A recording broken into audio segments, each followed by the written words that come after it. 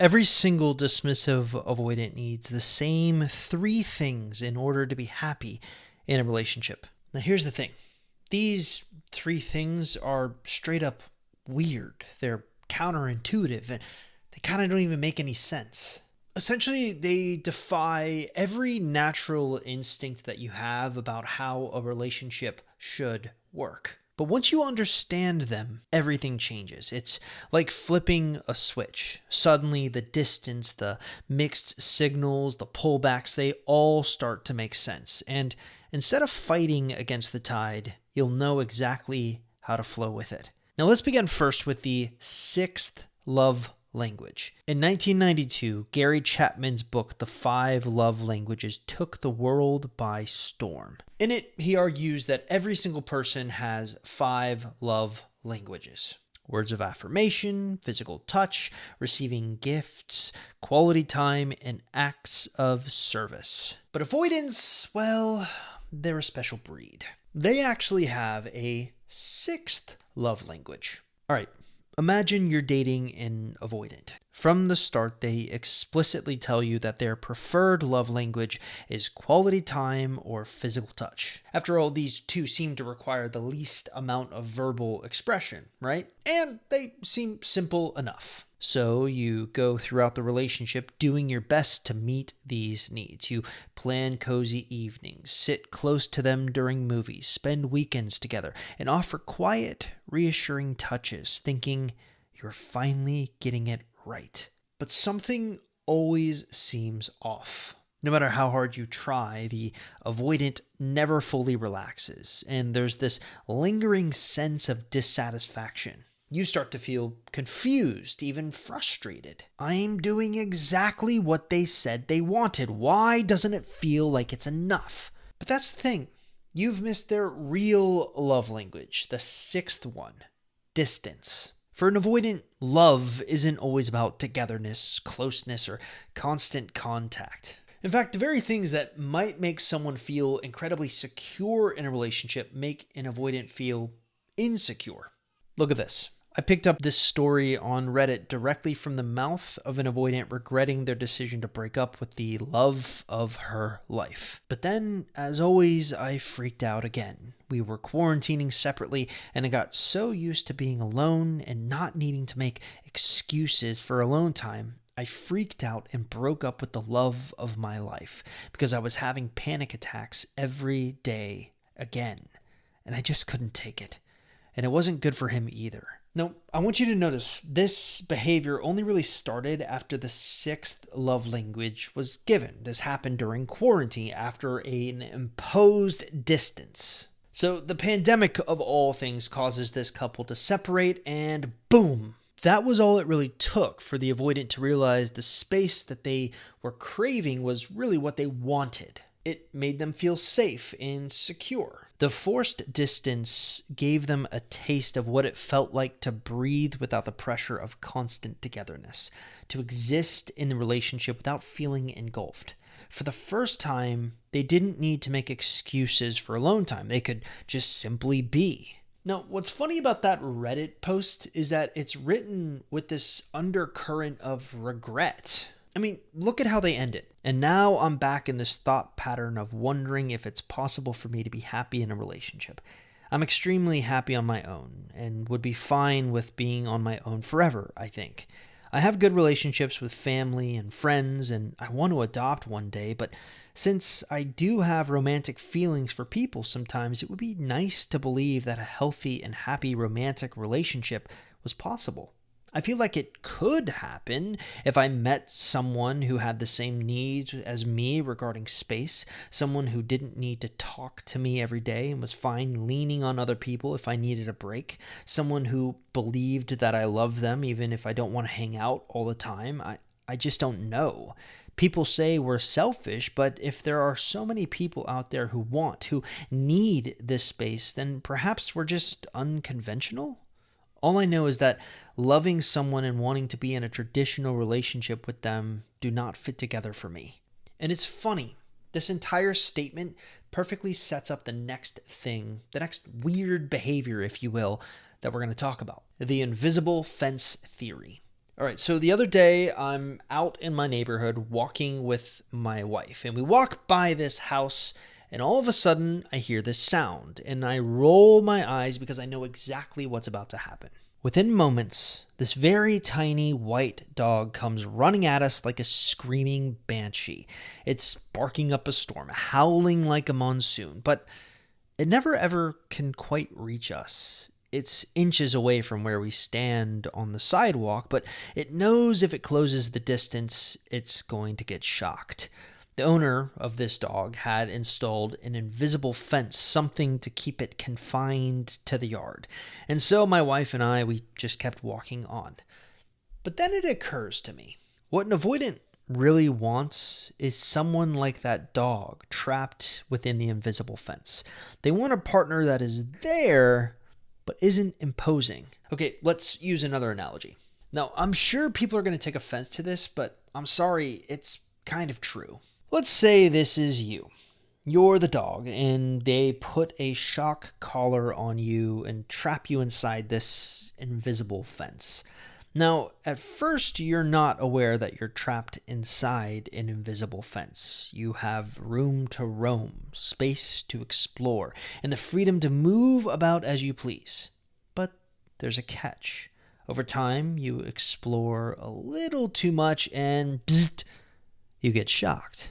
Or in reality, you get a little too close to the avoidant, and the avoidant pushes you away. You think it's a one-time thing, so you try to go outside the fence again, and bzzzt, you get shocked again. Slowly but surely, you're being trained to stay within the boundaries.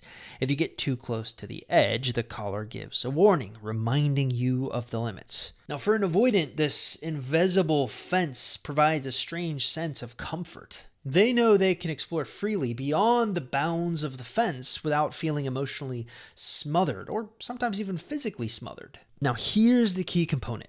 For them, this is how they perceive you giving them space. They have the freedom to move within the relationship yard without feeling chased or cornered. They know that while you're around, you won't intrude or encroach unless you're invited. Unless, of course, they extend your boundary, but let's be real, they're not going to do that. All right, are you ready for the weird part? For the avoidant, the invisible fence isn't meant to keep you out completely. It's meant to give them the comfort of knowing they have control over their own space.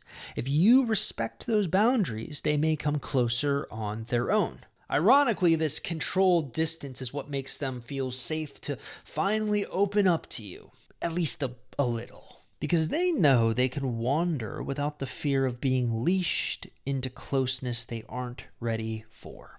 And this leads to an even odder phenomenon. It's called explore and exploit. Now, we're starting to see a theme here, right? Avoidants, they have a sixth love language, distance. And they seem to like putting their partners in invisible fences.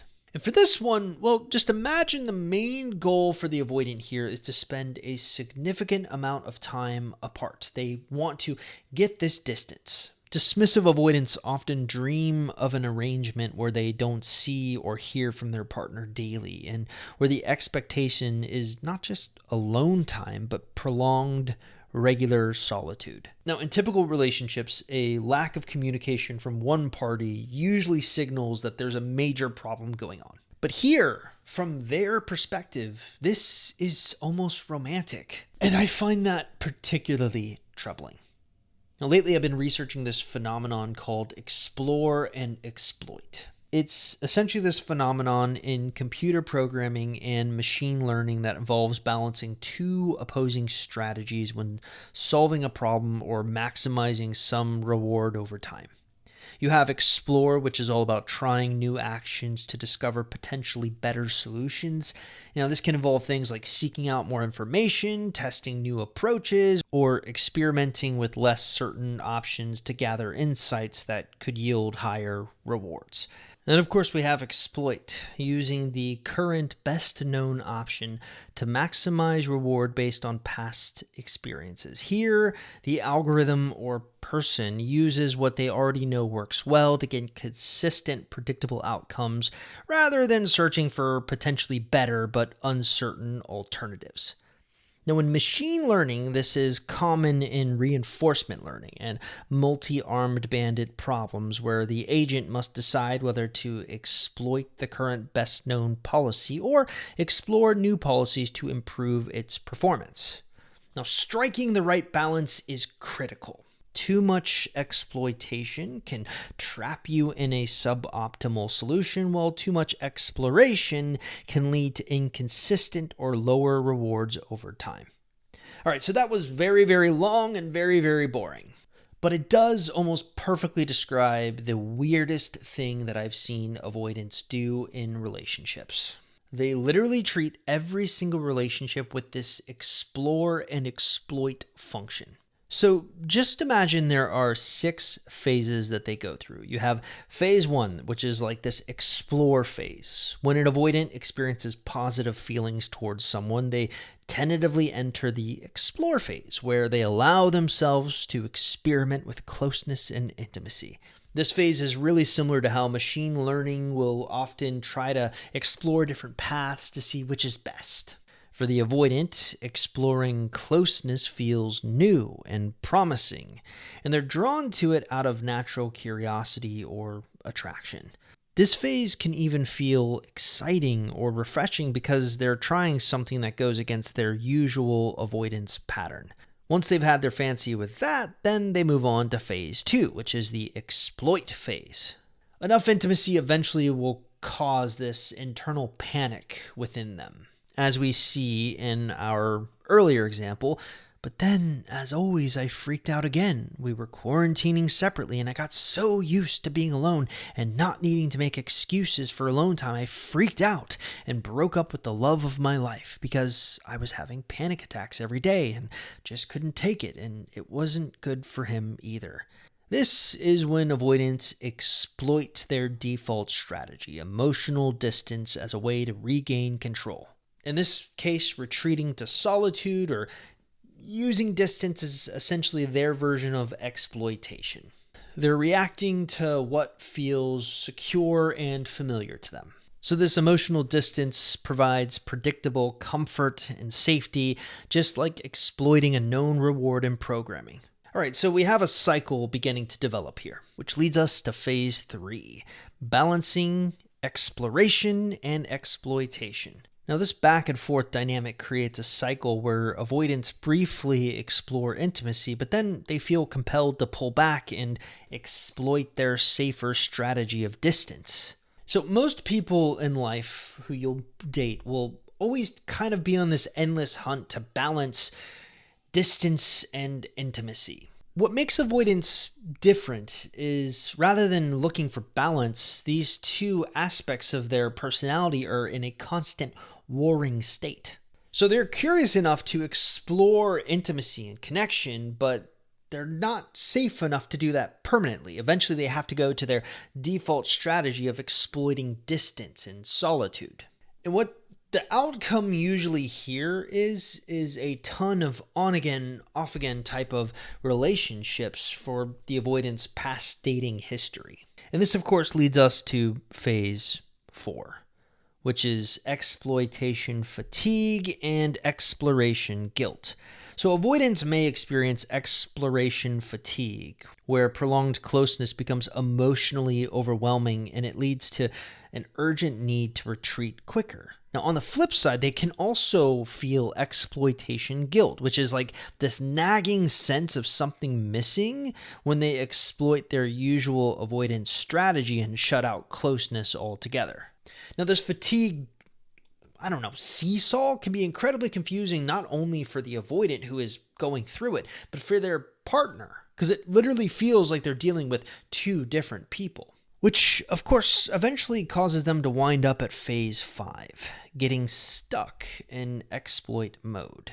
In programming, over-exploiting can often come at the risk of finding better solutions. Similarly, when an avoidant who consistently defaults to distance may miss out on meaningful relationships, they're essentially trapped in a loop where safety and independence are prioritized, but it's at the cost of a lasting connection. Now, ironically, exploring and finding a balance between these two different sides of the equation, exploring and exploiting, closeness and distance.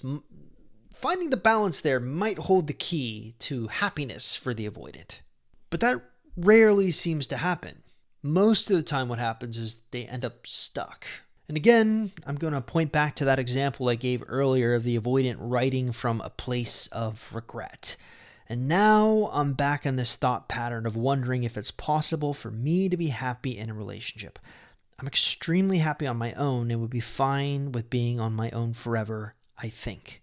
In the past, specifically when I've talked about narcissists, I've talked a lot about this concept of the uncanny valley effect. For instance, in this video, I talk about the fact that narcissists often have two modes of operating. They treat people with kindness who facilitate their status, and they treat people with disdain who hinder their status. And this, of course, spawns two wildly different reactions from their victims. There are those who don't know the narcissist and like them, and there are those who do know the narcissist and can't stand them. Now, here's my theory on narcissism. This almost robotic way of treating people, kindness for those who enhance their status, contempt for those who threaten it, well, this is what creates the uncanny valley effect around narcissists.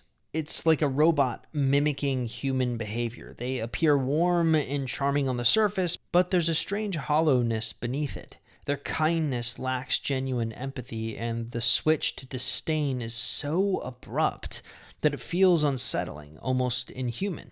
Okay, now what does this brief detour have to do with avoidance? While it's true that not all avoidants are narcissists, I would be lying if I said I haven't found there to be sort of a similar uncanny valley effect. Their explore and exploit pattern, where they alternate between brief moments of closeness, exploration, and longer stretches of emotional distance, exploitation, can almost feel mechanical. Just when you think you're close to them, they pull back and create a strange sense of disconnect. And this push-pull behavior gives them an almost there, but not quite quality in relationships, which can feel unsettling. It's almost like you're connecting with someone whose warmth is there, but it's always out of reach. And this creates its own uncanny valley effect, if you will. Now, here's the big question. If you're sitting there and wondering why you should even bother with avoidance, I actually think that's the wrong question. I think the right question is how a secure person would handle an avoidant. Now, luckily for you, I've made an entire video about this right here. So check it out if you want to learn how to reprogram your mind when an avoidant pulls away from you so that you have almost always a secure response to it. And perhaps the coolest part about this is it helps you connect with an avoidant without fully losing yourself in the process.